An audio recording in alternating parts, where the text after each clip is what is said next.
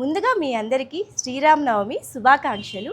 నా చెల్లి కోసం నేను చేస్తున్న శ్రీరామనవమి స్పెషల్ వంటలు అనమాట. మా మమ్మీ తనకి చాలా చాలా స్పెషల్ ఐటమ్స్ అయితే చేసేది ఈరోజు ఫెస్టివల్ కాబట్టి. ఆ లోటు తెలియకుండా ఉండడానికి నేను చేద్దాం అనుకున్నాను.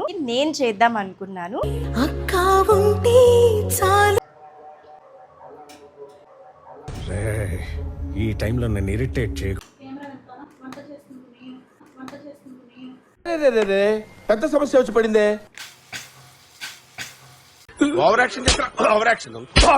ఇట్లా పెట్టి ఎవరైనా ఆస్వాదిస్తారా ఫ్రెండ్స్? ఏంటి బ్రో అంత మాట అన్నావు? మొత్తం ఉడికిపోతుంది అనమాట. యాందిరయ్యా యాన్ చేస్తున్నా అలా తాగేసింది సాంబార్ అంతా. నువ్వు చూడండి ప్లేట్ ఎంత కలర్ఫుల్ గా ఉందో. ఆల్రెడీ అక్కడ సగం తినేసింది. సర్లే తిను. పచ్చళ్ళ గురించి ఎందుకులేండి ఫ్రెండ్స్. చూసారు ఎలా తింటుందో? అదేంది అట్లా తింటుంది.